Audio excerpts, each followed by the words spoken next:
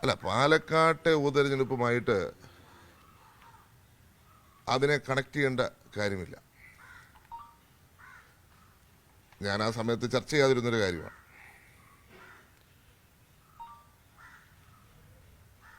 എല്ലാവർക്കും ചുമതല കൊടുത്തിരുന്നു, എനിക്കൊഴിച്ച്.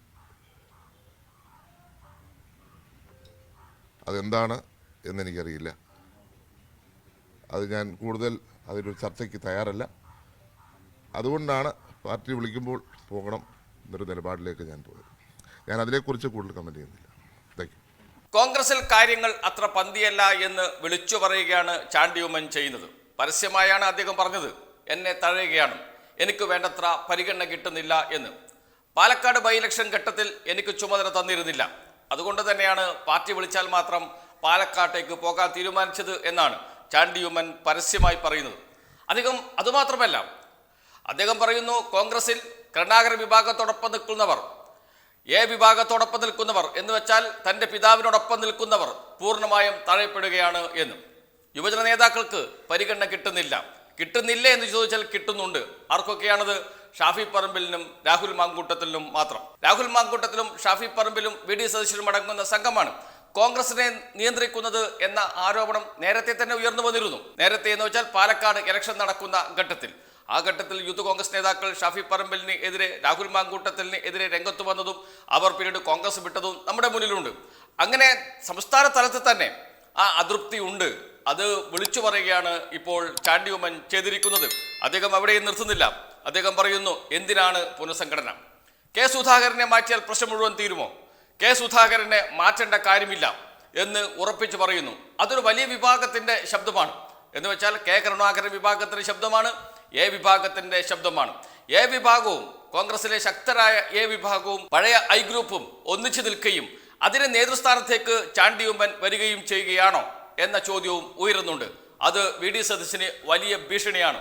അതുകൊണ്ട് തന്നെയാണ് ചാണ്ടി ഉമ്മനെ തഴയുന്നത് എന്നതാണ് ഉയർന്നു വരുന്ന ആരോപണം. കോൺഗ്രസിനകത്ത് വലിയ ചേരിതിരിവുകൾ ഉണ്ടാകുന്നു. അതുകൊണ്ട് തന്നെയാണ് ചാണ്ടി ഉമ്മൻ കൃത്യമായും പറഞ്ഞു വെക്കുന്നത്, കെ സുധാകരനെ മാറ്റേണ്ട കാര്യമില്ല എന്ന്. ആ വാക്കുകൾ കൂടി കേൾക്കാം. അല്ല, ഞാൻ പറയാം, അതുകൊണ്ടാണ് നേരത്തെ ഞാൻ പറഞ്ഞത്, ഇവിടെ ചിലർ മാറ്റി നിർത്തപ്പെടുകയും ചിലർ മാത്രം വരികയും ചെയ്യുന്നൊരു സാഹചര്യമുണ്ട് താഴെത്തട്ടിൽ. അതിന് താഴെത്തട്ട് മുതൽ മേളി വരെ സംഘടന ആളുകളെ ചേർത്ത് കൊണ്ടുപോവുകയാണ് വേണ്ടത്.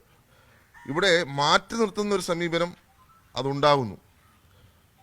അതിനകത്ത് APCC പ്രസിഡന്റിന് ഉത്തരവാദിത്വം, അദ്ദേഹത്തിന് മാത്രം ഉത്തരവാദിത്വം ഏൽപ്പിച്ച് അദ്ദേഹത്തെ മാറ്റുക എന്നുള്ളത് അതിൻ്റെ മറുപടിയല്ല. ഇവിടെ എല്ലാവരും, എല്ലാ സ്റ്റേക്ക് ഹോൾഡേഴ്സും ചേർന്നിരുന്നു കൊണ്ട് എല്ലാവരെയും ഉൾപ്പെടുത്തുവാനുള്ള ശ്രമം ഉണ്ടായിരിക്കണം. അതുണ്ടാവുന്നില്ല എന്നുള്ളതാണ് അതിൻ്റെ ഒരു യാഥാർത്ഥ്യം നിൽക്കുന്നത്. ചിലർ മാറ്റി നിർത്തപ്പെടുന്നു എന്നുള്ളത് യാഥാർത്ഥ്യമാണ്. ആ യാഥാർത്ഥ്യം അംഗീകരിച്ച് അവരെയും കൂടെ ഉൾപ്പെടുത്തി കൊണ്ടുപോയാൽ മാത്രമേ സംഘടനയ്ക്ക് പ്രവർത്തിക്കാൻ സാധിക്കത്തുള്ളൂ. രണ്ടും രണ്ടായി നിൽക്കുന്ന ഒരു സാഹചര്യം ഇന്നുണ്ട്. ചിലർ മാറി നിൽക്കുകയും ചിലർ ഉൾപ്പെടാതെ വരികയും ചെയ്യുന്നു.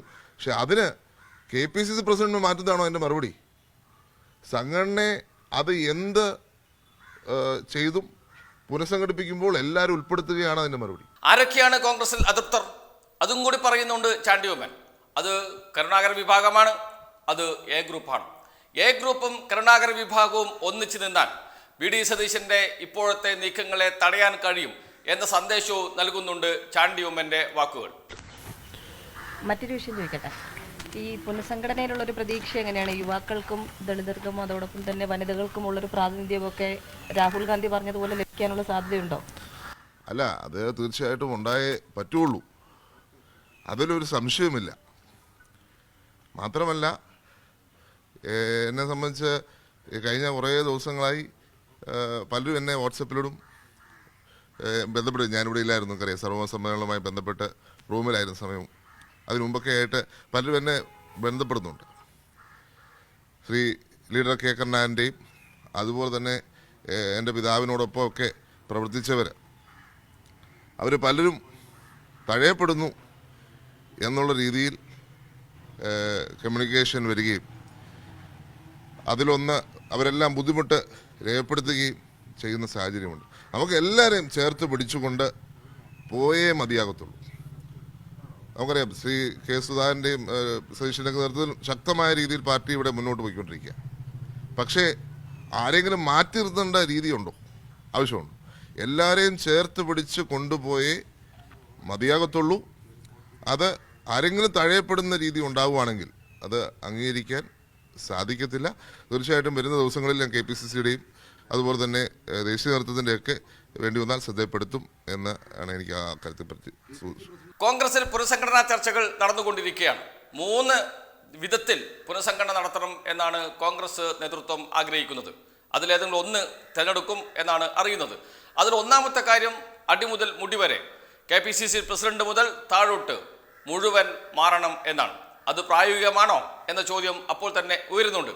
കെ സുധാകരൻ മാറില്ല എന്ന് അദ്ദേഹം തന്നെ വ്യക്തമാക്കിയിട്ടുണ്ട്. ഇനി ഹൈക്കമാൻഡ് മാറണമെന്ന് ആവശ്യപ്പെട്ടാൽ മാത്രമേ മാറുകയുള്ളൂ. അങ്ങനെ ഹൈക്കമാൻഡ് ആവശ്യപ്പെടാൻ സാധ്യതയില്ല. VD സതീശൻ വിഭാഗം കെ സുധാകരനെ മാറ്റാൻ നല്ല സമ്മർദ്ദം ചെലുത്തുന്നുണ്ട്. അതുകൊണ്ട് തന്നെ മാറില്ല എന്ന ഉറച്ച നിലപാടിൽ കെ സുധാകരൻ നിൽക്കുന്നു. ചാണ്ടി ഉമ്മനെ പോലെയുള്ളവർ കെ സുധാകരന് പിന്തുണ പ്രഖ്യാപിച്ച് രംഗത്ത് വരുന്നു.